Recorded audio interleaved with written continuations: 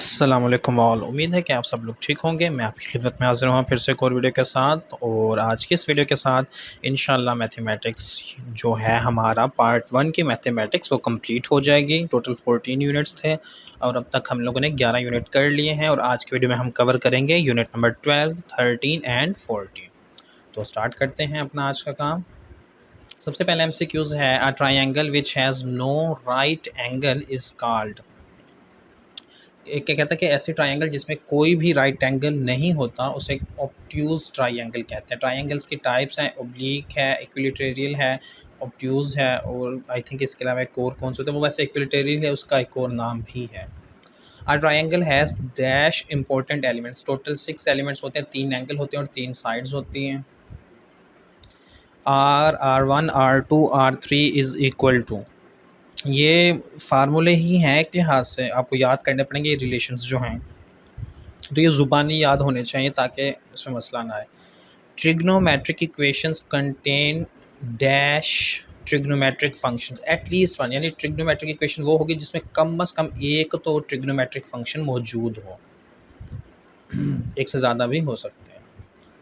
Question 5 है, for any triangle A B C, C cos A plus A cos C equal to. अच्छा, ये भी है formula. इसको एक और तरीके से वैसे देखा जाए, हिंट है, क्लियर कट हिंट है इसमें। यहाँ पे सी और एंगल ए की बात हो रही है और ए और एंगल सी की बात हो रही है, तो ये पता चल जाएगा कि इससे कि बी स्क्वायर के इक्वल होगा। वरना याद हो तो ठीक है, लेकिन मैं कह रहा हूँ कि डायरेक्टली भी इसका अंदाज़ा हो सकता है। एटलीस्ट मतलब हाइपोथेटिकली हम कह सकते हैं कि इसका ये आंसर पॉसिबल है। क्वेश्चन 6 है, the area of triangle with sides 12, 15 and 9। तो एरिया के लिए जब ट्राइंगल, अच्छा वैसे तो जो है ना एरिया ऑफ ट्राइंगल, अगर राइट ट्राइंगल की बात हो रही हो तो उस केस में तो हमें पता है कि हम किस तरह से वो फाइंड कर सकते हैं। या फिर ऐसी ट्राइंगल की बात हो रही हो जिसमें दो साइड्स इक्वल हों, तो उसके लिए हम सिंपल फार्मूला जो है वो यूज़ करते हैं, 1/2 करके अंदर एल्टीट्यूड और बेस जो होता है उसे मल्टीप्लाई कर देते हैं। लेकिन जो ऐसी ट्राइंगल जिसमें तीनों साइड्स की लेंथ जो है डिफरेंट हो, उसके लिए हम ये वाला फार्मूला यूज़ करते हैं। आई थिंक इसका नाम हीरो फार्मूला है ना, तो ये हीरो फार्मूला इसके लिए हम यूज़ करते हैं, जिसकी मदद से हम लोग फाइंड कर सकते हैं। यहाँ पे एस जो है पहले वो हम फाइंड करते हैं a + b + c divided by 2। तो इन तीनों को ऐड करके 2 पे डिवाइड कर देंगे, वहाँ से हमारे पास s की वैल्यू आ जाएगी।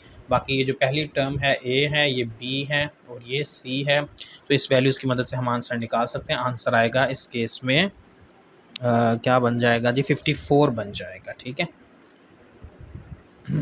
अब एक और चीज़ मैं एडिशनल बता दूं इसमें, क्योंकि हमारी आज की वीडियो वैसे थोड़ी छोटी ही होगी तो मैं इसमें ज़्यादा एक्सप्लेन कर सकता हूँ चीज़ों को। अब आप लोगों ने ना जब इसे सॉल्व करना स्टार्ट करेंगे, अब पेपर में तो कैलकुलेटर नहीं होगा, अब 54 का स्क्वायर रूट तो मतलब आसान तो नहीं है ढूंढना, तो आप इन्हें इस तरह भी कर सकते हैं। ठीक है। पहले तो मैं देख लूँ एस की वैल्यू मेरे पास क्या आती है। एस की वैल्यू मेरे पास इससे सॉल्व करके आ जाएगी 18। ठीक है। और अब मेरे पास जो है s-12 कर दूं, यानी कि 18 - 12 कर दूं, तो मेरे पास आ जाएगा 6 के। और सेकंड टर्म जो मेरे पास आ जाएगी वो आ जाएगी डिफरेंस के बाद 3 के। और थर्ड टर्म जो आ जाएगी वो आ जाएगी 9 के। ठीक है। अब ये सेपरेट है, पहले मुझे इन्हें मल्टीप्लाई करना पड़ेगा, फिर उसके बाद मुझे इनका स्क्वायर रूट लेना पड़ेगा। और ऐसा करने से ये पॉसिबिलिटी है मे बी वैल्यूज़ बड़ी हो जाएं और उन्हें सॉल्व करना थोड़ा मुश्किल हो जाए, स्क्वायर रूट लेना मुश्किल हो जाए। तो मैं आपको एक ऐसी चीज़ बताने जा रहा हूँ जो स्क्वायर रूट में थोड़ा आसानियाँ पैदा कर सकती है अगर ऐसा केस हो। अब स्क्वायर रूट पहले सिंपली 9 का अलग ले लें। ठीक है। पता है 3 आ जाएगा, 3 × 6 जो है 18 हो जाएगा। तो 18 × 18 करने के बजाय आप सिंपली 18 का स्क्वायर लिख दें। ठीक है। 18 का स्क्वायर भी स्क्वायर रूट से कैंसिल हो जाएगा, तो फिर आपके पास जो वैल्यू बच जाएगी सिंपली वो आ जाएगा 18 × 3, जिससे मल्टीप्लाई करेंगे तो 54 आ जाएगा। अब अगर दूसरे केस से आप करते हैं, जैसे कि 9 को 3 से मल्टीप्लाई करते हैं 27, फिर 27 को मल्टीप्लाई करते 6 से, जो भी वैल्यू आती है उसे मल्टीप्लाई करते 18 से, तो ये काफ़ी लेंथी काम हो जाता, बड़ी वैल्यू हो जाती और आपका टाइम ज़्यादा वेस्ट हो जाता है इस केस में। लेकिन जो मैं चीज़ बता रहा हूँ, इस तरह से आप करेंगे तो आपका एटलीस्ट टाइम कंजप्शन जो है वो कम से कम होगी और काम आपका जल्दी हो जाएगा और 100% ठीक भी होगा, ये नहीं कि गलत होगा इस केस में। क्वेश्चन नंबर 7 है, वो भी फार्मूला है आर का, पूछ रहे कि आर किसके इक्वल होता है। क्वेश्चन नंबर 8 है, एरिया ऑफ, वही ट्राइंगल ही पूछ रहा है, in terms of sides is equal to. In terms of side में कहता है किसके इक्वल होता है, तो हमें पता है ये फार्मूला हमारे पास अभी लिखा हुआ हमने देखा है, तो यहाँ पे कोई भी ऑप्शन ऐसा नहीं है। हाँ, यहाँ पे अगर ये कहता ना एरिया ऑफ, इस तरह कह देता, डेल स्क्वायर लिख देता, या फिर कुछ भी और चेंजेस करता तो वो समझ आ जाती। लेकिन करंट सिनेरियो में देखा जाए तो यहाँ पे कोई भी ऑप्शन करेक्ट नहीं है, तो यहाँ पे आंसर जो आ जाएगा नन ऑफ दीज आ जाएगा इसी केस में। क्वेश्चन नंबर 9 है, if perimeter of if a perimeter is of 20 centimeter and length of one side is 8 centimeter, then what are the lengths of other two sides for maximum area of triangle? अब इस तरह के questions को भी वैसे तो solve करना पड़ता है, लेकिन जल्द से जल्द भी कर सकते हैं। वो कैसे हो सकता है ये आपके पास फार्मूला है, ठीक है, जो आपने एरिया ऑफ ट्रायंगल निकालना होता है। अब उसने पेरीमीटर बताया हुआ है और एक साइड भी बताई हुई है। अब एक दफ़ा देखा जाए तो 6 + 6 और 8, इसका ये मतलब है कि ए, बी और सी में उसने कोई वैल्यू में डिफरेंस नहीं रखा हुआ कि जिससे हमें एग्जैक्टली अंदाज़ा हो जाए कि ये तो आंसर हो ही नहीं सकता, क्योंकि सारे तीनों ऑप्शंस के केसेस में ना पेरीमीटर 20 ही बन रहा है। अब ये एक तो ये हो गया इनिशिएटिव स्टेप हो गया ना, फर्स्ट स्टेप हो गया। अब मतलब ये है कि हमें काम करना ही पड़ेगा कि पता चले कैसे एरिया आपका मैक्सिमम आ सकता है। तो आप पहले एस की वैल्यू ले लेंगे, पहले 8 को ही लेंगे, फिर 6 साथ ले लेंगे और फिर 4 8 और इस तरह करके करेंगे ना 7 5 के केस में। तो जब ये तीनों को सॉल्व करेंगे तो आपको पता चल जाएगा कि किस केस में जो कह सकते हैं कि एरिया है वो मैक्सिमम आ रहा है। अब कैसे पता चल सकता है? ये तो फिक्स रहेगी 8 सेंटीमीटर, ठीक है। इन तीन ऑप्शन के केस में ये वैल्यू फिक्स रहेगी, चेंज होंगी ये वाले ऑप्शन जो नीचे गिवन है। अब देखिए 6 होगा तो एस की वैल्यू मैं पहले देख लेता हूँ कि आती क्या है मेरे पास। तो एस की वैल्यू तो आ जाएगी 8 + 6 + 6 करूँ तो 10 आ जाएगी, यानी हर केस में ही 10 बन रही होगी। तो एस की वैल्यू तो मेरे पास 10 फिक्स हो गई है। अब 10 - 6 हो जाएगा 4 × 4 यानी कि 16 आ जाएगा, और 16 × आगे आ जाएगा 2, 32 हो जाएगा, और 32 × आ जाएगा 10 के साथ है तकरीबन, कोई मिस्टेक तो नहीं हो रही। खैर इस तरह मतलब आप करके देखें तो आपको पता चल जाएगा। मैं मैथड सिर्फ बता रहा हूँ क्योंकि हो सकता है कैलकुलेशन में मुझसे गड़बड़ हो रही हो। यहाँ पे एस की जगह आप 10 पुट कर लेंगे, मैं आप थोड़ा सा एक्सप्लेन कर ही देता हूँ साथ। और 10 माइनस पहले करेंगे 8, यहाँ पे 8 है तो यहाँ पे आ जाएगा 2, ठीक है। और फिर आ जाएगा 6 है, 10 - 6 तो आ जाएगा 4, और फिर आ जाएगा 4, ठीक है। तो 4 × 4 × 2 है, 16 2 ज़ा 32 हो जाएगा। और फिर आगे जाएं तो गड़बड़ हो रही है, कोई लग रहा है। एस की वैल्यू 8 + 6 + 6 वो हमारे पास बन जाएगी 14 20 बनी। अच्छा यार करके देखिएगा, पता नहीं मुझे कन्फ्यूजन होना शुरू हो गई है, मे बी मेरे में कोई गड़बड़ हो रही है। मैंने इसलिए यहाँ पे नहीं किया हुआ था कि मुझे ये वाले 2 साल सोल्यूशन शेयर करने थे, इस वजह से मैंने यहाँ पे वैसे शेयर नहीं किया हुआ था। लेकिन आप करके देखिएगा हो जाएगा, अगर ना हो तो फिर बात पूछिएगा, मैं आपको तब तक मतलब एक दोबारा ट्राई कर लूँगा और मैं आपको एक्सप्लेन कर दूँगा। थोड़ी सी कन्फ्यूजन हो रही है इस वक्त मुझे। अच्छा जी, नेक्स्ट क्वेश्चन है, if A is the area of circle and C is the circumference then A equal to. कहते हैं एरिया हमें उसने बता दिया है, ए है सर्कल का और सी है सर्कमफेरेंस। अब कहता है एरिया बताएं। अब एरिया वो पूछ रहा है सी की टर्म्स में, सर्कमफेरेंस की टर्म्स में, ठीक है। तो आपको पता है कि एरिया का फार्मूला जो है वो होता है, लिखने के बजाय ये लिखा हुआ है, एरिया का फार्मूला होता है πr² के। सर्कमफेरेंस किसी भी सर्कल का होता है c = 2πr। अब हमें आर की वैल्यू चाहिए क्योंकि हमें इन दोनों के दरमियान रिलेशन बिल्ड करना जो हमारे पास ऑप्शन में इस तरह का मौजूद है, एरिया और सर्कमफेरेंस का। तो मैंने यहाँ से आर की वैल्यू ले ली है, आर आ गया = c/2π। अब मुझे तो r² की वैल्यू चाहिए, तो मैंने दोनों साइड पे स्क्वायर ले लिया, आ गया c² / 4π² के।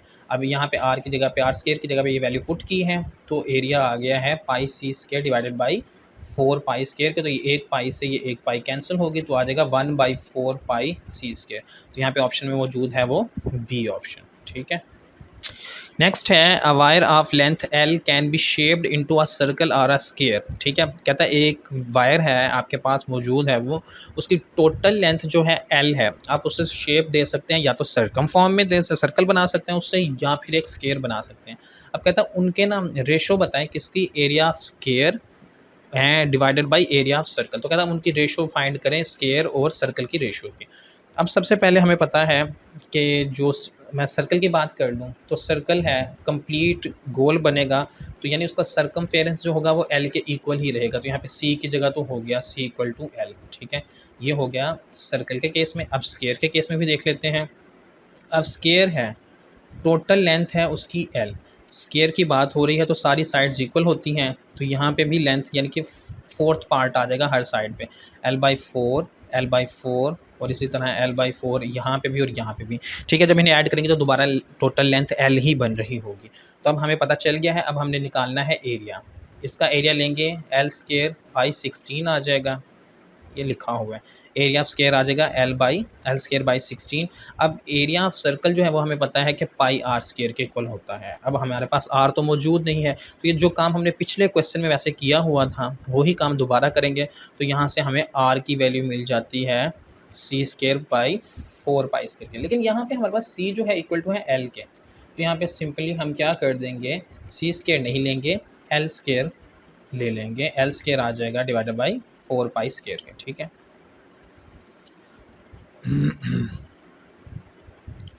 अब हमें लेनी है रेशो, स्क्वायर की रेशो सर्कल के साथ। तो स्क्वायर की जो वैल्यू है ऊपर आ जाएगी जो कि है l² डिवाइडेड बाई 16, और सर्कल की आ जाएगी नीचे l²/4π², क्योंकि ये पाई मैंने अभी ख़त्म नहीं किया। अब ये पाई से पाई कैंसिल हो जाएगा तो फिर नीचे आ जाएगा सिंपली 4π। तो वो 4π ऊपर चेंज होके चला जाएगा जब साइड चेंज करेंगे। सॉरी जो है रेसिप्रोकल हो जाएगा वो, जो यानी कि डिवाइडेड जो है नीचे, तो वो टर्म्स ऊपर चली जाएंगी। तो ये बन जाएगा 4π/16। अब हमारे पास ऑप्शन जो मौजूद है उसमें उसने इसे सिंप्लीफाई फर्दर किया हुआ है। तो ये 4 1 4 आ जाएगा और 4 4 16। तो हमारे पास आंसर आ जाएगा π/4। समझाने में लेंथी लगा है, इतना लेंथी नहीं है, लॉजिकल क्वेश्चन ज़रूर है ये। आप देखेंगे बुक में तो कहेंगे तो ये तो बुक में है ही नहीं इस तरह का क्वेश्चन, या ये है वो है, लेकिन हो सकता है थोड़े से लॉजिकल एक्सप्लेनेशंस लेके चलनी पड़ेंगी। यानी माइंड गेम है, इस तरह के क्वेश्चंस भी पेपर में आ जाते हैं बाज़ दफ़ा, एक दो, जिसमें आपने टोटली अपना माइंड यूज़ करना होता है कि इसे सॉल्व करेंगे कैसे। ये है हमारे पास की चैप्टर नंबर 12 की। अब आ जाते हैं चैप्टर नंबर 13 पे। चैप्टर नंबर 13 जो है हमारे पास, उसमें वैसे हैं 2-3 ही MCQs, तो वो ज़्यादा टाइम वैसे ही नहीं लेगा। क्वेश्चन 1 में पूछ रहे हैं तो domain of y equal to sine inverse x। वैसे मैं आपको बताऊं तो डोमेन रेंज में मेरी खुद की काफ़ी ज़्यादा कन्फ्यूजन रहती है, मतलब मुझे काफ़ी ज़्यादा खुद को मसला रहता है, तो इस वजह से मैं इसकी कोई ख़ास एक्सप्लेनेशन तो नहीं कर सकता, लेकिन मैं ये ज़रूर बता सकता हूँ कि आप इसे याद करना चाहें तो याद ज़रूर कर सकते हैं। तो आप याद कर लें, बुक में गिवन है, ये ग्राफ प्लॉट हो रहा है जो y साइन इनवर्स x का होता है ना, वो ग्राफ कुछ इस तरह का होता है। और किस किस पॉइंट पे क्या है, y पॉइंट पे π/2, y नेगेटिव पे -π/2 है, और यहाँ पे x पे -1 और +1 है। तो जो डोमेन होती है ना वो होती है हमारी वैल्यूज़ अलोंग x एक्सिस, और जो रेंज होती है वो y एक्सिस की होती है। तो यहाँ पे हमारे पास -1 और 1 है, तो ये हमारे पास डोमेन है। Question 2, for the solution of trigonometric equation first find the solution over the interval whose length is equal to its period. Book की ही लाइन है, वैसे एक रिटर्न होगी, रिटर्न फॉर्म है वहाँ पे। क्वेश्चन 3 है sine square theta plus sine square theta π/2 minus theta. अब हमें पता है कि π/2 पे एंगल चेंज हो जाता है कॉस स्क्वायर में, तो माइनस थीटा है यानी फर्स्ट क्वाड्रेंट में है तो प्लस ही आएगा, तो प्लस कॉस स्क्वायर थीटा आ जाएगा। Sign square theta plus cos square theta जो होता है इक्वल टू होता है 1 के आइडेंटिटी फंक्शन। ये फंडामेंटल ट्रिग्नोमेट्री का फार्मूला है। उसके बाद आ जाते हैं हम यूनिट नंबर 14 पे। यूनिट नंबर 14 में है first question, if cos theta equal to -1 then dash n belongs to z। यानी कि थीटा की वैल्यू क्या पॉसिबल हो सकती है। हमें पता है कि जो कॉस होता है ना, माइनस होता है, -1 होता है, वो होता है 180 डिग्री पे, और या फिर कह दें उसे पाई पे। ठीक है, यानी कि 180 के डिग्री के डिफरेंस से आगे फिर चलते जाएंगे। लेकिन अब जैसे 180 पे प्लस 180 करोगे तो वो 360 बन जाएगा, तो 360 पे वो नहीं हिसाब रहेगा। तो यानी कि कह सकते हैं कि ऑड नंबर के हिसाब से डिफरेंस, यानी 180 उसके बाद 540 और इस तरह फिर मल्टीपल ऑफ 135 इस तरह करते जाएँ। तो उसके हिसाब से देखा जाए तो हमारे पास कौन सा आंसर पॉसिबल है। मैं ए ऑप्शन में देखता हूँ, अगर मैं n पुट कर देता हूँ 0 तो मेरे पास ये बन जाएगा पाई सिंपली, जो कि 180 डिग्री है। अब मैं n पुट करता हूँ 1 तो आ जाएगा 3 पाई, जो कि मल्टीपल ऑफ है, यानी कि कह सकते हैं कि ऑड नंबर्स हैं, ऑड नंबर्स का मल्टीपल है 3 है, और 2 पुट करें तो 5 आता है। तो मुझे ये पता चल गया कि मेरा ए ऑप्शन तो कंफर्म ठीक है। बाकी भी अगर आप लोग ट्राई करना चाहें तो वो कर सकते हैं इसी तरह से। अगर बी में कह रहा है कि इसके इक्वल नहीं है तो वो तो गलत है, ऊपर अभी हमने प्रूव किया कि ये तो है, तो बी ऑप्शन तो गलत हो गया इसी वजह से। सी ऑप्शन में कहता है n पाई डिवाइडेड बाई 2, तो π/2 जो होता है वो होता है 0 के, तो n की वैल्यू जो भी पुट करते रहेंगे π/2 के साथ मल्टीप्लाई होती रहेगी, तो वो 0 ही आंसर आता रहेगा, तो वो भी पॉसिबल नहीं होता। तो हमारे पास ए ऑप्शन ही करेक्ट है। क्वेश्चन 2 है solution of 1 plus cos x equal to 0। ये उसी तरह का क्वेश्चन दोबारा सेम ही दे दिया। फ़र्क क्या है, पहले उसने -1 को एक साइड पे खुद ही कर दिया था, इस दफ़ा आपसे कह रहा है कि आप पहले करें और फिर काम करें। तो कॉज एक्स इक्वल टू -1 आ जाएगा और सेम ही आंसर बन रहा होगा। आंसर उसके हिसाब से देखा जाए तो ओपन कर दिया उसने यहाँ पे, तो यहाँ पे n की जगह k भी लिख दिया है, तो ये आ जाएगा पाई सिंपली 1 के साथ आ जाएगा 2 पाई 2n पाई आता है, तो इस केस में 2k पाई आ जाएगा। तो ऑप्शन ए यहाँ पे भी करेक्ट है। क्वेश्चन 3 है the solution of 1 plus cos x equal to 0। Same question फिर से दे दिया है। इसका ये बड़ा फेवरेट क्वेश्चन है कि बार बार एक ही क्वेश्चन दिया जा रहा है, तो इसका भी ए आंसर ही बन रहा होगा। क्वेश्चन 4 जो है कहता है कि इफ़ sine into x plus pi by 2 is equal to cos x plus pi by 2, तो कहता है कि इनमें से एंगल कौन सा पॉसिबल हो सकता है। ये आपके सामने एक मैंने केस रखा हुआ है कि साइन अल्फ़ा इक्वल टू होता है कॉस बीटा पे। कब होता है, जब उनके दोनों एंगल्स का सम यानी अल्फ़ा प्लस बीटा जो है वो इक्वल टू हो पाई बाई 2 के। ठीक है, sine alpha equal to cos beta only when there sum of angles is equal to pi by 2। तो यहाँ पे अब इसका भी एंगल ले लेंगे, इसका भी एंगल ले लेंगे और इसे पाई बाई 2 करेंगे जैसे यहाँ पे किया हुआ है। तो ये करंट सिनेरियो मैंने एक बेसिक टर्म बता दी है, और टेन अल्फ़ा और कॉट अल्फ़ा का भी बताया हुआ है कि वो कब इक्वल होते हैं, और सेकेंड अल्फ़ा और कोसेकेंट बीटा का भी बताया हुआ है कि वो कब इक्वल होते हैं। तो अब हम जनरल जो हमारा क्वेश्चन है, क्वेश्चन से रिलेटेड बात करते हैं। ये जनरल फॉर्म में था, ये क्वेश्चन से रिलेटेड बात हो रही है। तो इन एंगल्स का हमने जब ऐड किया, सिंप्लीफाई किया, तो हमारे पास आ गया है x equal to minus pi by 2। अब ऑप्शन में माइनस पाई बाई 2 तो मौजूद ही नहीं है, तो क्या हो सकता है आंसर पॉसिबल जो हो, आप इसे 2 पाई से सब्ट्रैक्ट कर देंगे। ठीक है, 2 पाई से जब सब्ट्रैक्ट करेंगे माइनस पाई बाई 2 को, तो आपके पास 3 पाई बाई 2 आंसर बन के आ जाएगा, जो कि हमारा आंसर है। ठीक है, इस तरह से इस तरह के क्वेश्चन हो सकते हैं। अजीब लग रहा है ना सुनने में, इस तरह से इस तरह के क्वेश्चन हो सकते हैं। तो हाँ जी, ये की आ गई। साथ ही ये हमारा था मैथमेटिक्स पार्ट 1 के पास पेपर्स की डिस्कशन। काफ़ी ज़्यादा चीज़ें हमने डिस्कस की हैं, काफ़ी ज़्यादा नई चीज़ें आप लोगों ने शायद सीखी हों। कुछ चीज़ें आप मुझे भी बता सकते हैं जो मैं सीख लूँगा आप लोगों से। सीखने में तो कोई मसला नहीं है, लेकिन लॉजिकल हो, मतलब एक बेस्ड आर्ग्यूमेंट हो, जो आप कोई चीज़ हो जो हाँ बंदा कहे कि हाँ ये नई चीज़ आई हुई है। और मैं भी कोशिश करता रहूँ कि जो जो मेरे आइडियाज़ हैं, जो मैं जैसे मैं चीज़ों को सॉल्व करता था, जैसे मैं सोचता था, आपके साथ वो अपनी अपनी इन्फॉर्मेशन शेयर करता रहूँ, ताकि आप लोगों को भी वो बेनिफिट हो सके जिस तरह से मैंने अपनी कह सकते हैं कैलकुलेशन स्किल से बेनिफिट हासिल किया हुआ है। तो उम्मीद करता हूँ कि बाकी वीडियोज़ की तरह ये वीडियो भी आप लोगों को अच्छी लगी होगी। अगर ये वीडियो अच्छी लगी है तो इस वीडियो को लाइक करें, चैनल को सब्सक्राइब कर लें और बेल आइकन को प्रेस कर दें, ताकि फ्यूचर में आने वाली हर वीडियो का आपको नोटिफिकेशन मिलता रहे। और यार कमेंट शमेंट भी किया करो, लाइक शाइक भी किया करो, एप्रिसिएशन हो जाती है थोड़ी सी। Thank you so much and अल्लाह हाफिज़।